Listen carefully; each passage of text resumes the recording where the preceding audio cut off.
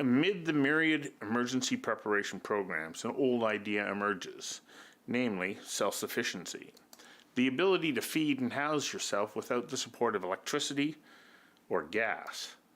It's a radical idea, one that brings with it an appreciation of the power of nature and our place in it. According to emergency preparedness expert Kim Fournier, if you know how to create a source of energy for cooking and warmth, where to find water and sanitize it, where you can find edible food, and you know how to keep yourself dry and warm, then you can survive the aftermath of most tragedies. She points out that it's a good idea to get good at camping and keep your gear in good repair. Fournier shares insights from her career in the Canadian military on how to survive. Paramount among them is looking after one another. She says the people most likely to live following a tragic event are the ones who belong to a neighborhood that looks out for each other. Along the way, in this life of sustainability, Fournier says you'll gain insights into the impact we're all having on Mother Earth.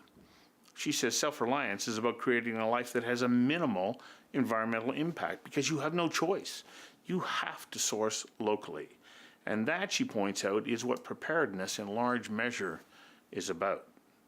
We invited emergency preparedness expert Kim Fournier to join us for a conversation that matters about living a life that prepares you every day for sudden, threatening changes. Conversations That Matter is a partner program for the Centre for Dialogue at Simon Fraser University. The production of this program is made possible thanks to the support of the following and viewers like you. Kim Fournier, welcome. Thank you. You've written a book on emergency preparedness for families, 7 steps to emergency preparedness for families. Before we get into some of the elements of this book, I think that it's important to kind of start by understanding the holistic approach that you have towards emergency preparedness. You're saying don't just prepare for an emergency, prepare for living a sustainable way of life. Why is emergency preparedness through to living a sustainable lifestyle part of a continuum? This day and age, we can't separate emergency preparedness from self-sufficiency and a sustainable way of living. The magnitude and the frequency of disasters are coming quick, and we need to be prepared for that.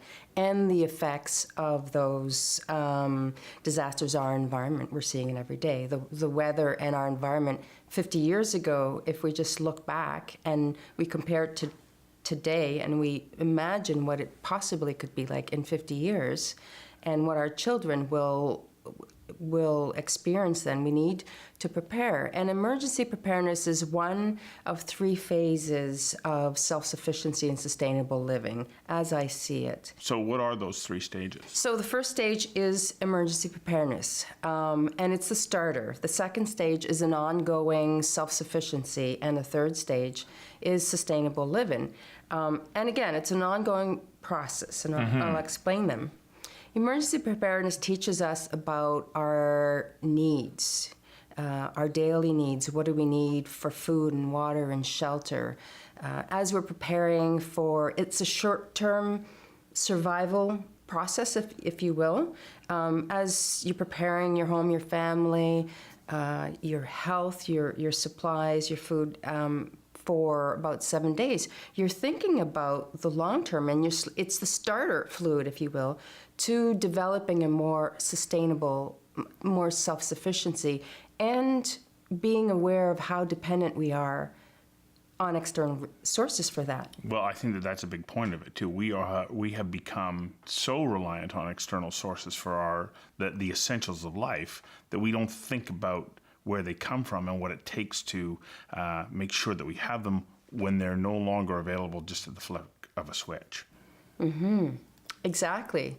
Water, for example. If that's no longer available, where will people get water? Right. And I guess the time to be thinking about it isn't in the moments when you need the water after there's been some kind of an event. It's in preparing long beforehand by knowing that if you need an emergency source of water, it's available to you. Absolutely. And how to sanitize water. I know. It seems like such. We don't think about it. I think when you and I were having discussions before this conversation, you're talking about how do you sanitize water, and I have to admit that I went. How do you do that again? And I've sort of tested that question on a few other people, and they have the same perplexed look. How do I do that? And of course, the answer is simple. Yes, boil it. Boil it for 1 minute. And it's so simple. And 1 minute, that's it. 1 minute. Yeah, absolutely. And it's so simple. We've just, I mean, it's nobody's fault. It's just society moves in a certain way, and we follow the flow, and we become dependent on all these things, and we kind of forget, oh, wait a minute. And that's where we're at with society now, with the disasters coming and the carbon imprint. And I mean, it's all linked together. It's all one. When one prepares for an emergency, we start to realize what we need for water and shelter and food and so on and so forth. And as we're preparing, we realize, wow, we are so dependent on external sources. And as you're doing that, you're realizing, how could I be more self-sufficient? For example, water, and you start to learn about that. And the process goes on where you may eventually sort of extend the emergency preparedness process into rainwater harvesting and so on and so forth. And so you're no longer dependent on external resources for water. And the same goes for food. So hang on for a second while we take a quick commercial break. We'll be right back. Conversations That Matter is a not-for-profit program made possible thanks to the charitable support of the following and from viewers like you. Please visit conversationsthatmatter.tv and help us to continue to produce this program.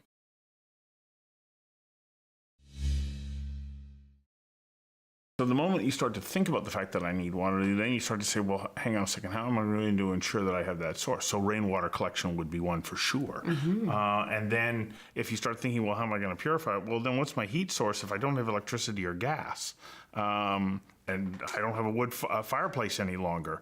So what am I going to do? So you start to then build in a series of different measures that help you to be appropriately prepared.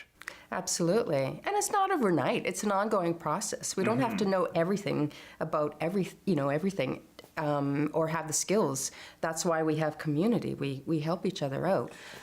So how much at risk are we if we live in such a plugged-in world where we're used to like flicking on the switch and there's electricity and we turn on the gas and there's heat, our communications are instant and so on, and we have become so far removed from what are the basic processes of being able to survive.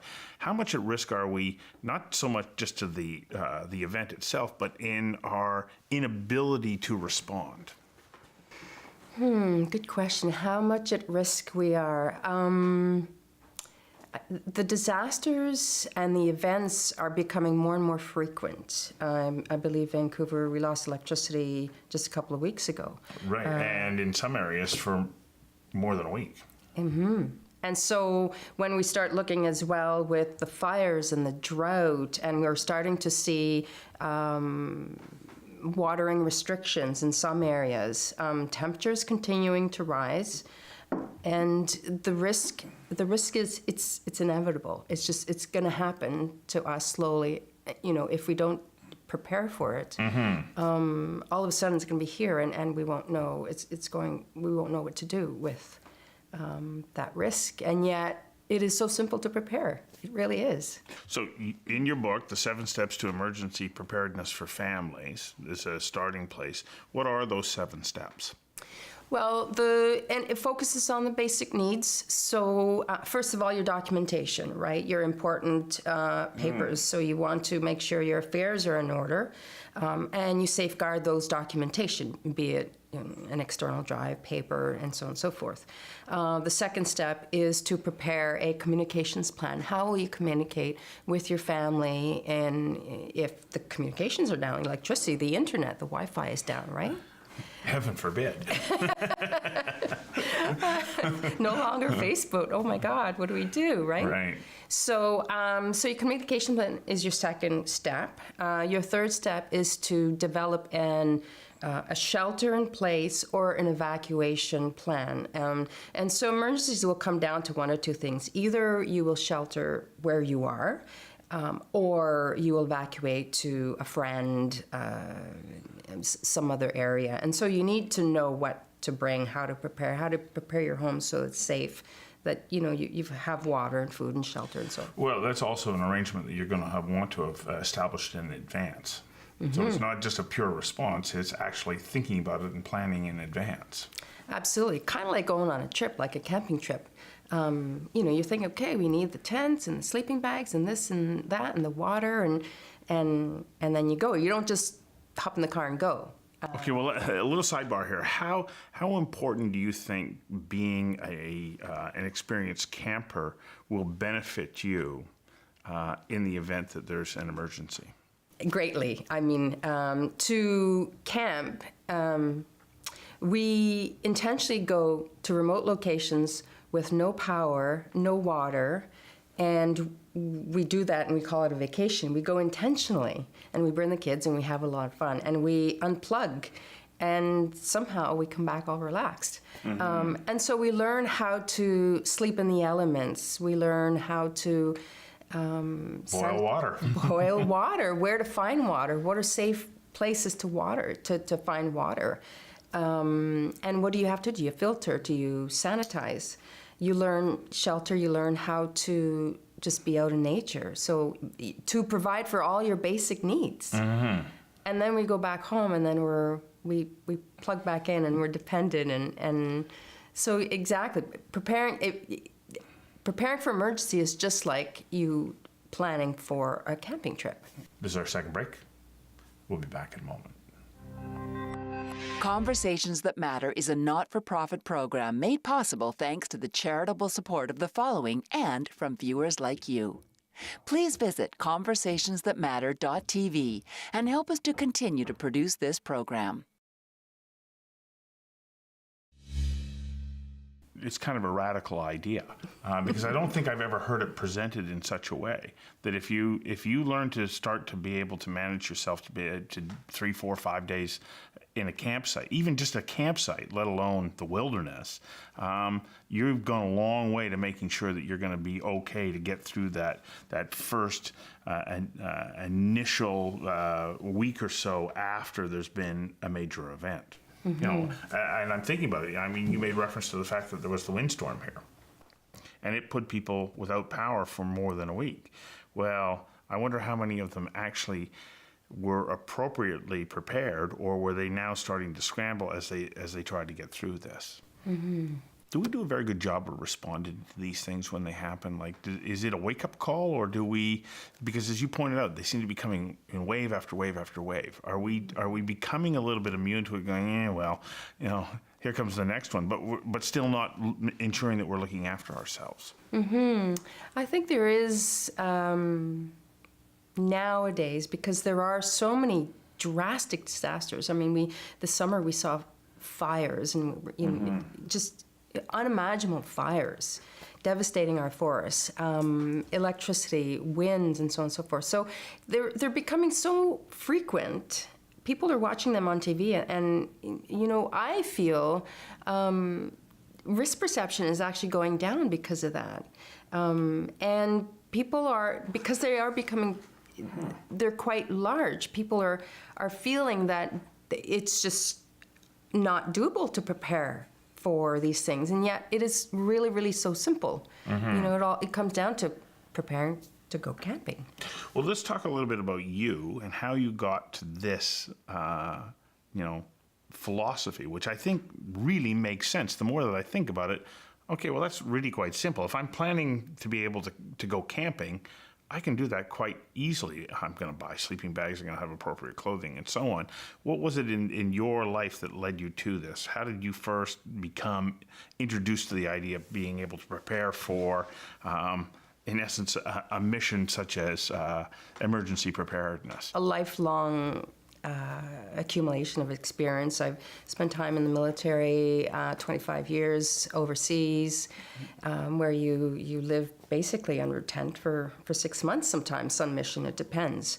And you work as a team and you learn that, you know, the skills, the multi-dynamic effects of a team.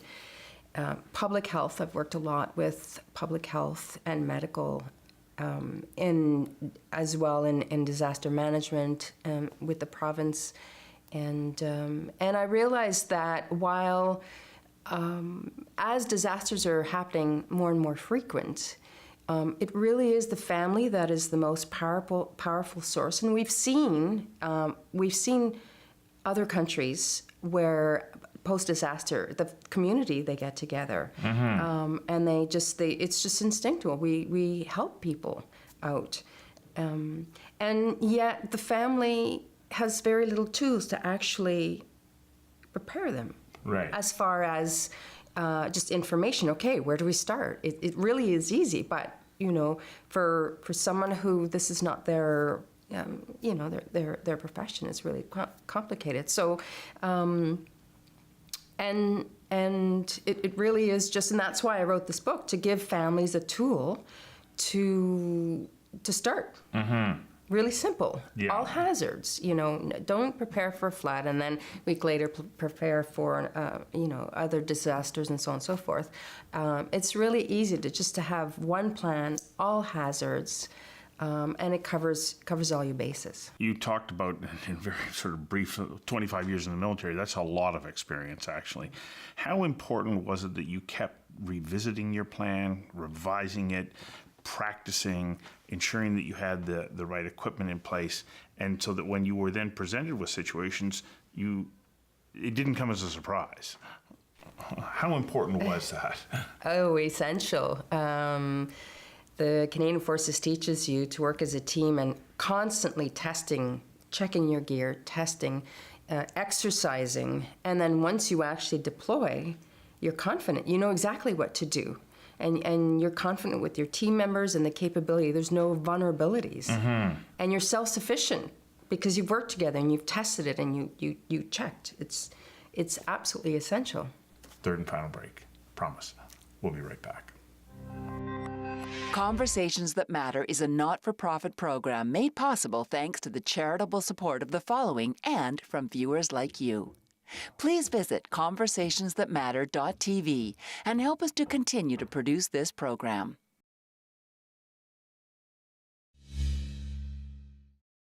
So this would be a component of becoming a really good camper too. You want to be checking your gear before you go out. And so if you're constantly sort of doing those kinds of things and being prepared, it's not like, okay, I'm going to go store all this stuff and I'm going to stick it over there, and then if the disaster ever comes, I know that I've got this emergency kit. That's almost the wrong way of thinking, isn't it?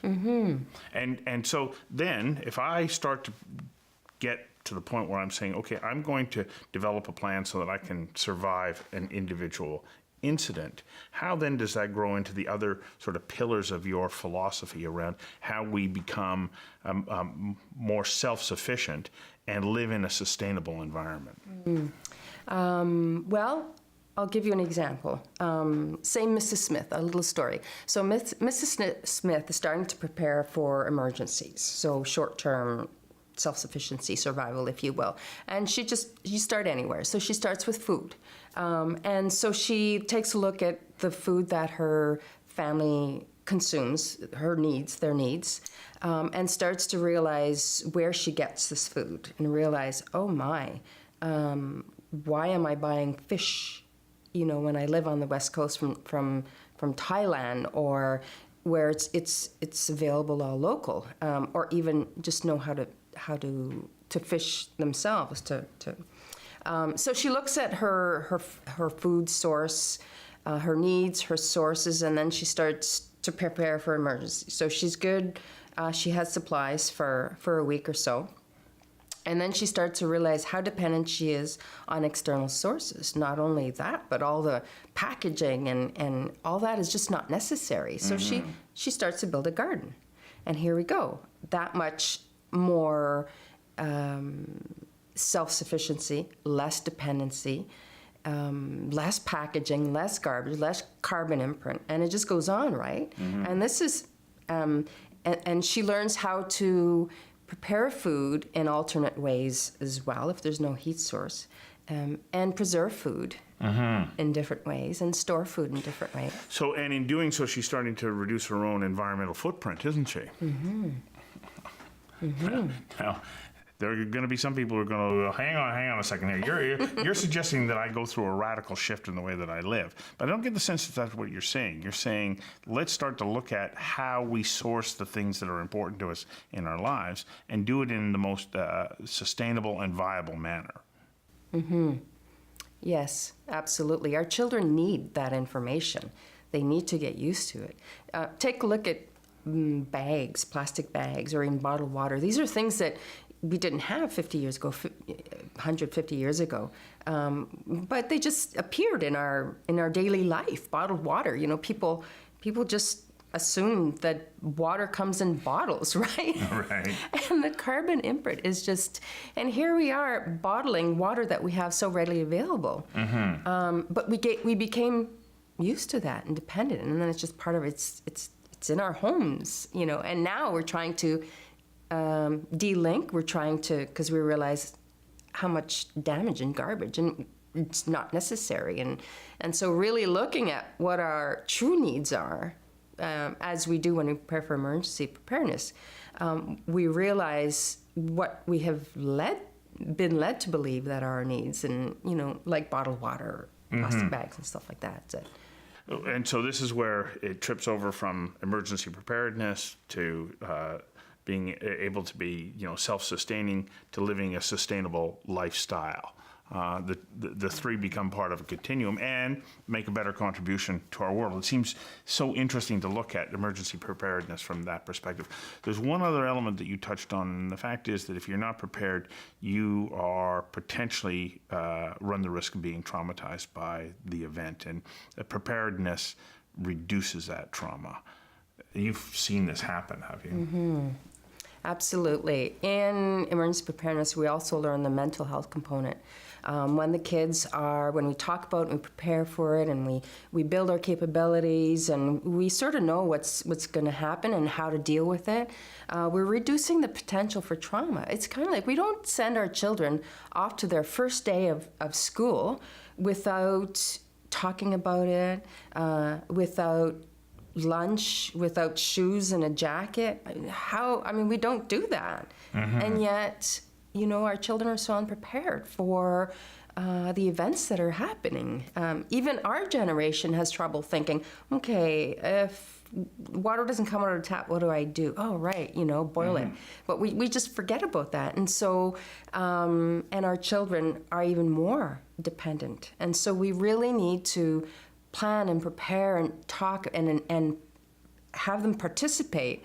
And it's fun. And then once they run with it, right, they love it. And they're so much more resilient, and they know what to expect. And the trauma is so much less when they are prepared. You know? Yep. Well, this is without a doubt the most common sense approach that I've heard towards emergency preparedness, and it is not happening in isolation. It's part of a continuum that isn't about just surviving the event, but creating sustainability. Thanks, everyone.